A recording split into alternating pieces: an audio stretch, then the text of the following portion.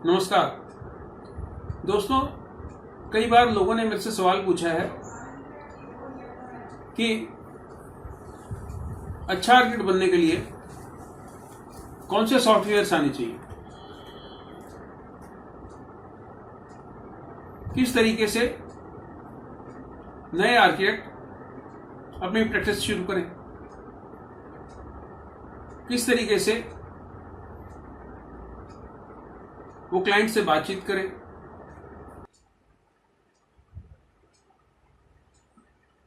अब एक और चीज भी सामने आती है।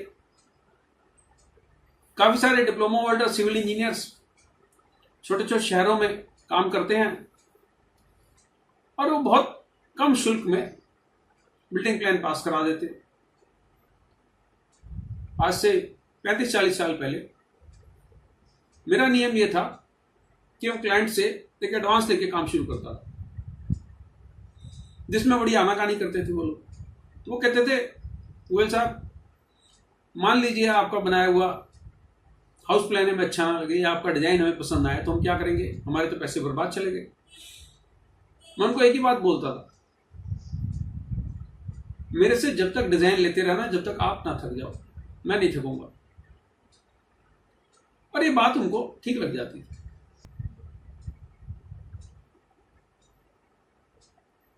देखिए, अगर आपने अपना काम शुरू करना है तो ढेरों लोगों को आपने डिजाइन बना के देने होंगे, फ्री डिजाइन। मैं ढेरों पुस्तकों का लेखक हूं। आज भी अपने दोस्तों, मित्रों, रिश्तेदारों को, जिसको भी मेरी जो किताब चाहिए, मैं बोल देता हूं मेरे ऑफिस में आइए, मेरे साथ एक प्याला चाय पीजिए, पकौड़े खाइए और निःशुल्क ले जाइए, बिल्कुल मुफ्त। वही बात डिजाइन के साथ है। जो व्यक्ति आपसे फ्री डिजाइन मांग रहा है वो आपका क्लाइंट नहीं है। उसने पैसे देके काम करवाना होता, कहीं भी करवा लेता। लेकिन अगर आप उसके लिए काम करते हैं और काम से संतुष्ट होता है तो लाजमी बात है कि कुछ ना कुछ फीस आपको मिलेगी। अब एक और चीज देखिए, ये जो बात आती है कि आपके शहर में जो इंजीनियर्स हैं और जो नक्शा नवीस हैं वो बहुत कम पैसों में काम करते हैं। देखिए, सारा मामला टर्नओवर का है। आप पूरे महीने में एक बिल्डिंग प्लान पास कराइए, आपने 60,000 रुपये ले लिए। एक व्यक्ति 6,000 में करा रहा है, वो 20 पास करा देता है, उसने कमाया 1,20,000।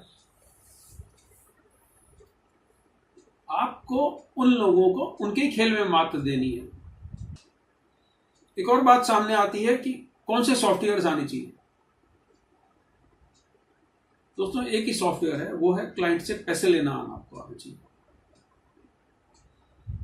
अगर आप क्लाइंट को समझा के उससे पैसा ले सकते हैं तो आप सफल आर्किटेक्ट हैं। अगर आपको पैसा लेना नहीं आता तो आप असफल हैं। एक आम आदमी दुनिया भर के लिए कहानियां पढ़ के वास्तु से बहुत प्रभावित है। अबे, वास्तु पंडित उनको डराते हैं, साउथ वेस्ट में अगर कुआं खोद दिया तो परिवार का सदस्य मर जाएगा।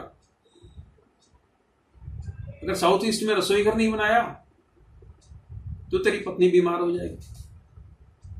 आपको ये सब झूठ नहीं बोलने। वास्तु के बुनियादी प्रिंसिपल ये है कि नॉर्थ ईस्ट खाली रखना है और साउथ वेस्ट भरा। इतनी सी बात।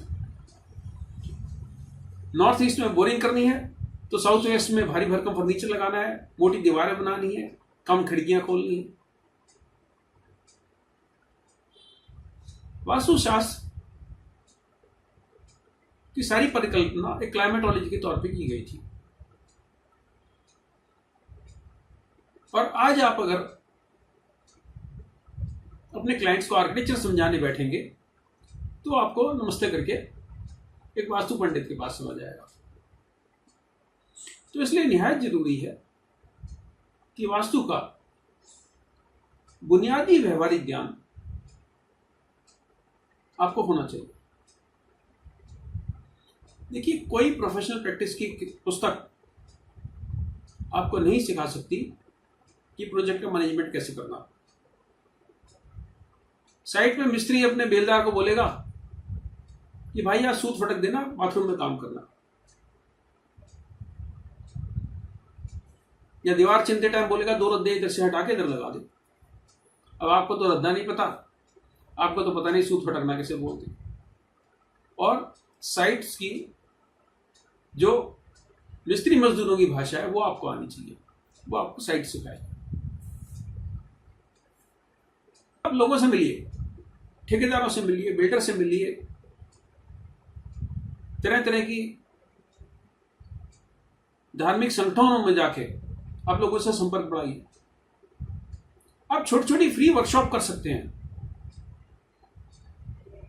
आप मान लीजिए अग्रवाल समाज से जुड़े, अग्रवाल समाज की मीटिंग में आप बोलिए मैं आर्किटेक्ट हूं और 1 घंटे की मैं वर्कशॉप लगाऊंगा, मैं लोगों को फ्री टिप्स दूंगा, मैं लोगों को बताऊंगा रोड़ी से कैसे बचाएं, मैं लोगों को बताऊंगा कम खर्च में बिल्डिंग कैसे बनाएं।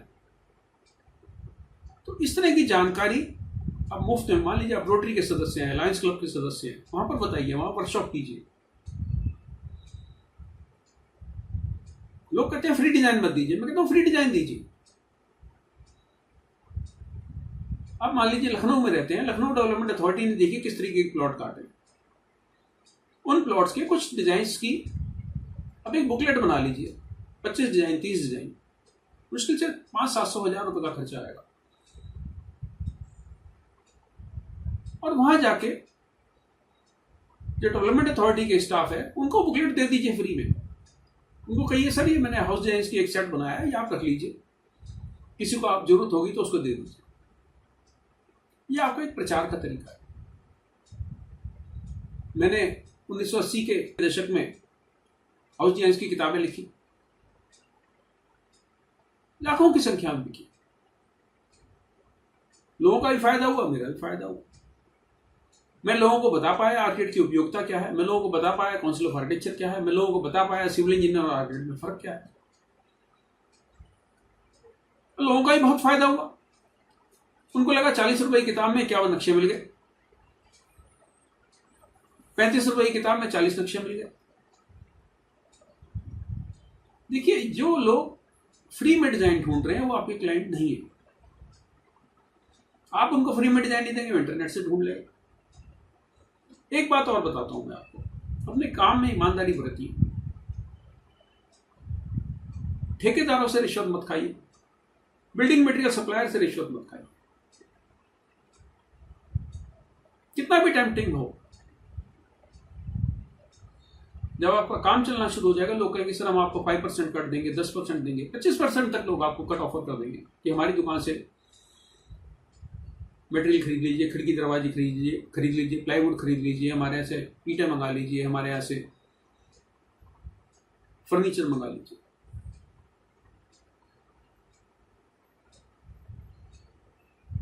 अगर आपने तरक्की करनी होगी आप ईमानदारी से भी कर सकते हैं। हमने 5 साल की पढ़ाई में क्रिएटिविटी सीखी है। अगर यही कमीशन एजेंट का काम करना होता तो मैं भूसे की आड़त का काम करता। मैं नक्शे नहीं बनाता, डिजाइन नहीं बनाता, इंटीरियर्स नहीं करता, प्रोजेक्ट्स नहीं करता। अब सरकारी प्रोजेक्ट्स में देखिए, अब वो आर्किटेक्ट मांगते ही नहीं। उनके प्रोजेक्ट्स में जो टेंडर नोटिस इनवाइट करते हैं उसकी रूपरेखा देखिए, उसमें कहते हैं वांटेड कंसल्टेंट। आप नहीं काम करेंगे 0.5% में, आप नहीं काम करेंगे 0.25% में, तो इंजीनियर्स काम करेंगे, कर रहे हैं, उनकी संख्या आपसे ज्यादा है।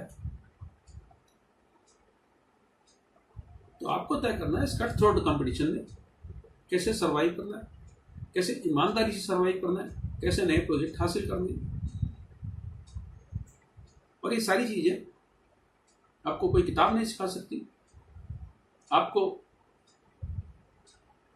कोई वेबसाइट नहीं सिखा सकती।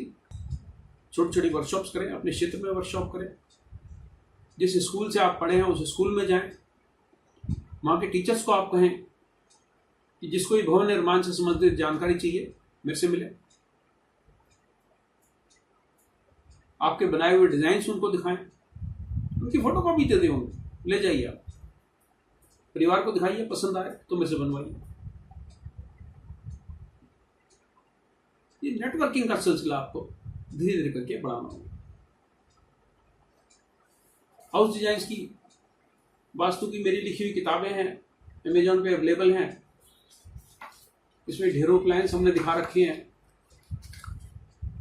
वास्तु के बारे में बता रखा है।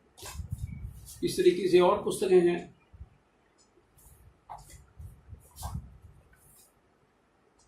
दोस्तों, पुस्तकें लिखने का मेरा उद्देश्य है पुस्तकें बेच के पैसा कमाना नहीं है। कुछ नहीं मिलेगा इसमें। 250 रुपए की किताब में क्या बच जाएगा? 25 रुपए। ये पुस्तकें लिखने का एक ही उद्देश्य था, मैं ज्यादा से ज्यादा लोगों तक पहुंच पाऊं।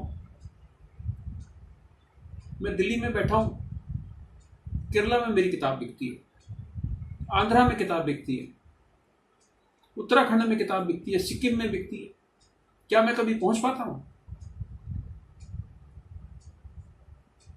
तो उसी तरीके से आप जिस भी शहर में काम कर रहे हैं, जो भी काम कर रहे हैं, वहां के लोगों से जुड़े